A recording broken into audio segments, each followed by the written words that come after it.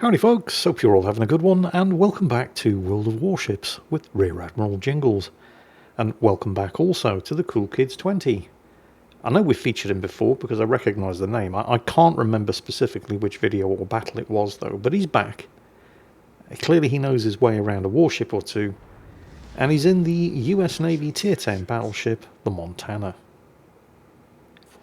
The Montana's, well, I was going to say the Montana's not what it used to be. The Montana is exactly what it used to be. It's just that the game has moved on a bit since this ship had the heaviest weight of broadside fire of any battleship in the game.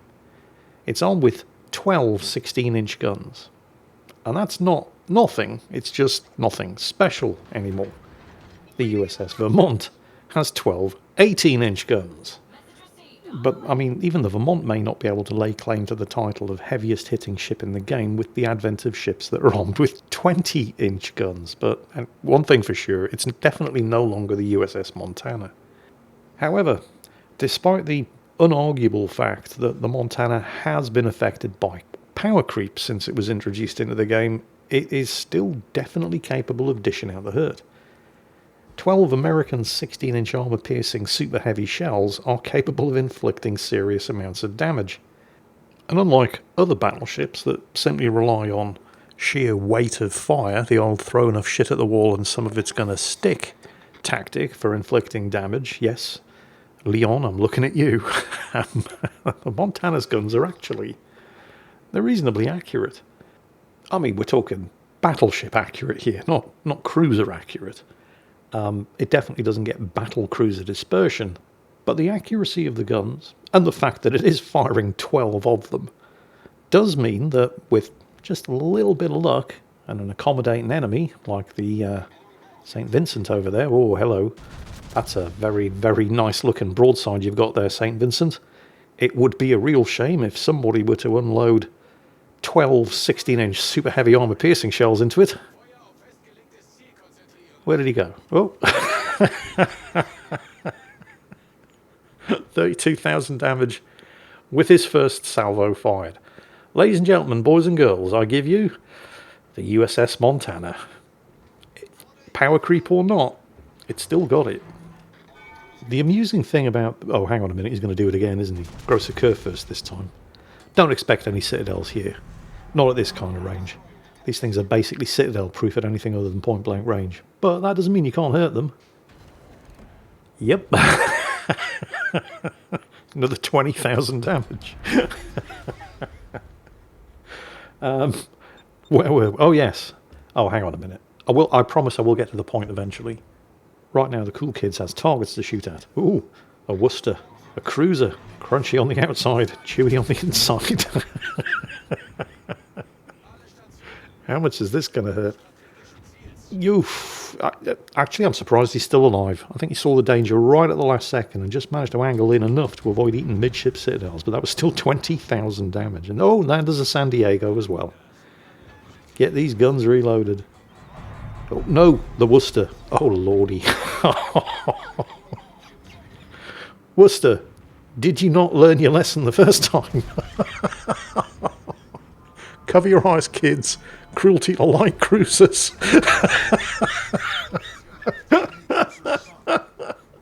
That's 100,000 damage done. Like I said, the Montana's still got it. But, as I keep trying to say, and I keep getting interrupted, well, I'm not getting interrupted, but I keep getting sidetracked by the ludicrous amount of damage that these guns are doing. The amusing thing about this battle, well, not the only amusing thing, we've just seen several amusing things in a row, but the specific amusing thing that I'm trying to bring to your attention here, and you may have already noticed, as his secondaries just started opening up on the grosser curve first. Yeah, this is a secondary build Montana. Who does that? Well, there's a method to the Cool Kids madness here. Oh no, grosser curve first, why would you do that? He thinks the torpedo threat is his biggest problem. It isn't. Well, to be fair to the grosser curve first, he was kind of screwed if he did, and screwed if he didn't. Either way, he's screwed. And that's 100 and... how much? 142,000 damage. Why a secondary build on the Montana, though? I mean, because, there are ships that are definitely viable with a secondary gun battery build. A lot of the German battleships, the Grosser Kurfürst, was clearly running a secondary build. Most of them do. A lot of the German battleships do benefit from running a secondary build. Grosser Kurfürst, for example, but also ships like the Bismarck, the Tirpitz, hell, even the Scharnhorst down at Tier 7 it's not amazingly effective, but it's certainly fun. And there are, of course, also American battleships, like, most famously, probably the Massachusetts, but also the Georgia and the Ohio. And the Ohio is the reason why he's running a secondary build on the Montana in this battle. It's not because he thinks a secondary build is a good idea on the Montana, because it isn't. He just can't be bothered retraining his Ohio captain every time he puts him on the Montana. So, secondary build it is. Is it effective on this ship? Hell no. Does it really matter that much? Well, he's done 142,000 damage, so I guess the evidence would say no. Oh, look, it's the St. Vincent again. Oh, that was lucky. Actually, despite the monstrous kicking that he inflicted on that St. Vincent with his opening salvo, small spoiler for you here, that St. Vincent is actually going to do really, really well. In fact, he's going to be the second highest scoring member of the enemy team, right after the enemy submarine. There is just one submarine. Yes, there is just one submarine. Cool Kid's lining up another salvo. Yeah, he's got them all away. St. Vincent's gone undetected. How much damage? Wait for it. Let's have a look at the hits. Another 13,000. I think that's his lowest scoring salvo so far in this game. Only 13,000 damage. 163,000 we're up to. We need some more cruisers to shoot at. North Carolina, well, it's not a cruiser. We can't really see him, so he's just going to have to guesstimate where the waterline is. Takes his best shot. Oh, right then Brisbane pops up. But let's see how much he does on the North Carolina. Shots are in the air. And...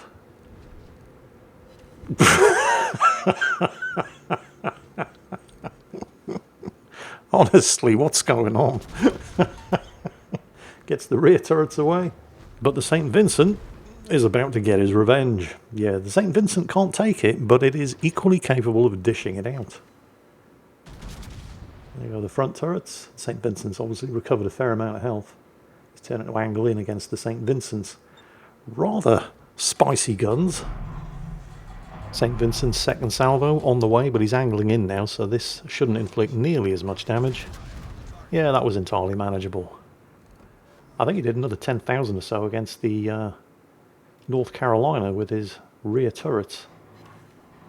Focusing the St. Vincent, who is also receiving some attention, looked like from a friendly cruiser, but has again managed to go undetected. See how much damage he does here. He's at 188,000, 192,000. St. Vincent angling between shots there, showing the correct amount of respect to these 12 16-inch guns. Cool Kids has a bit of a problem here.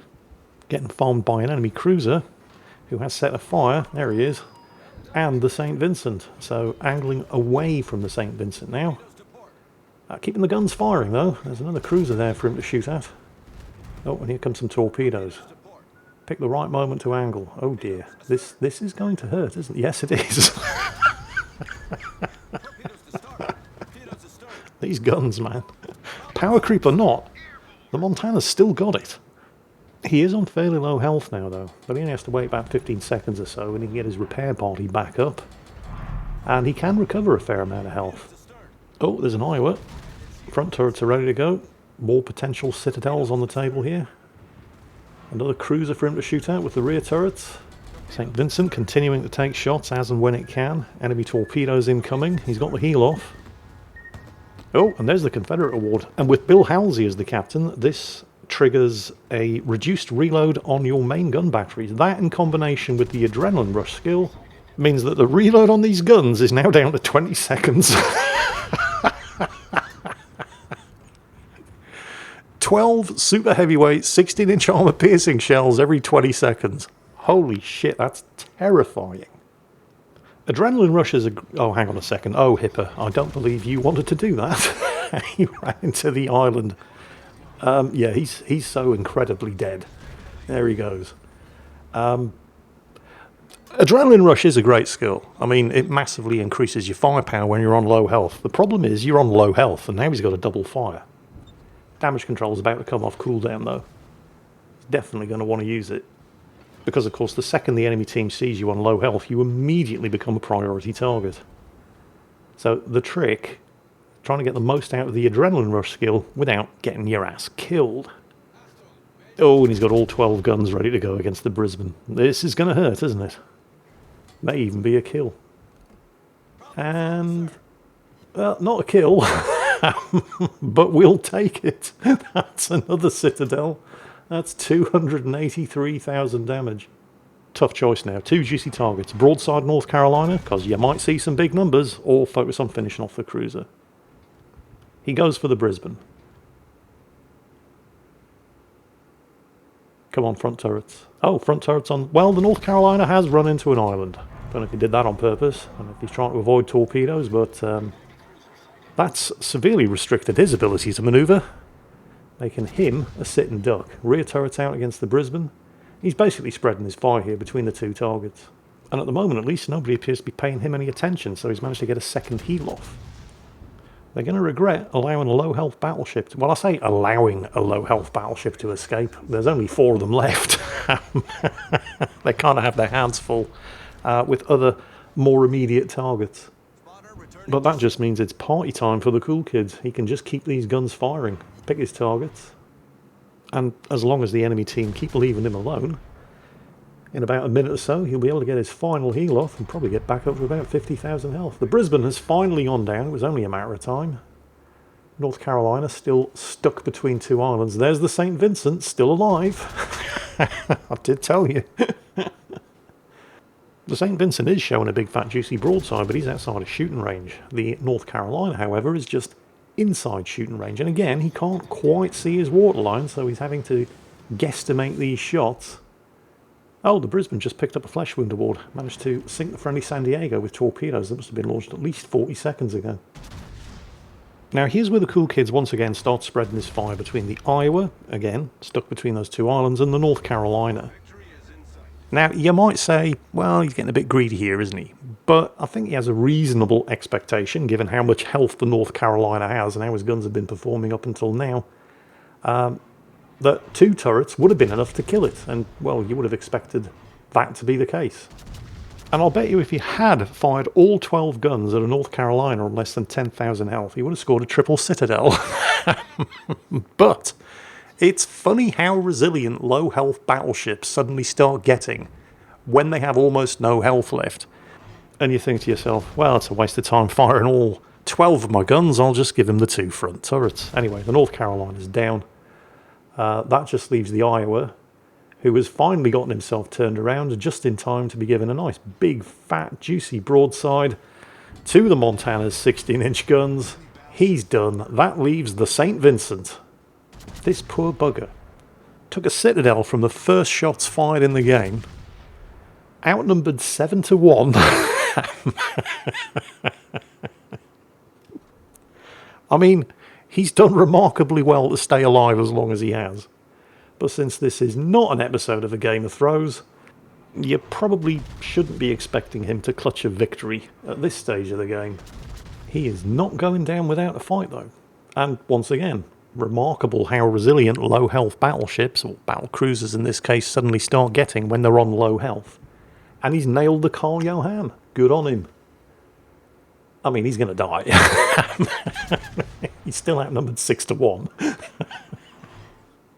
I mean, it's possible, because the stealth on that thing isn't bad. He might actually be able to go undetected and just survive until the cool kids team reach 1,000 points, which they're going to do very, very soon. But where's the fun in that? No, he's going down fighting. And there it is. Right, so how much damage was that? Let's have a quick look. Because it was a lot. 345,000 damage. Confederate devastating strike, dreadnought, and of course, high caliber. 147 16-inch gun hits, 6 citadels, 3,200 base XP.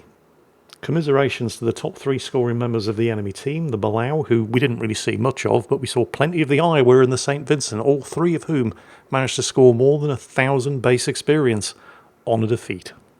But the Cool Kids 20, with the secondary build Montana, again, not through choice, he was just using his Iowa captain and couldn't be bothered to retrain him. How effective was it? Well, the secondaries certainly weren't. They only scored 83 hits, and those 83 hits only did 11,000 damage. They did set 2 fires, though, which did basically nothing. No. Secondary build Montanas, I mean, I want to say it's stupid, and yet it clearly worked. He did 345,000 damage, but that had nothing to do with the secondaries.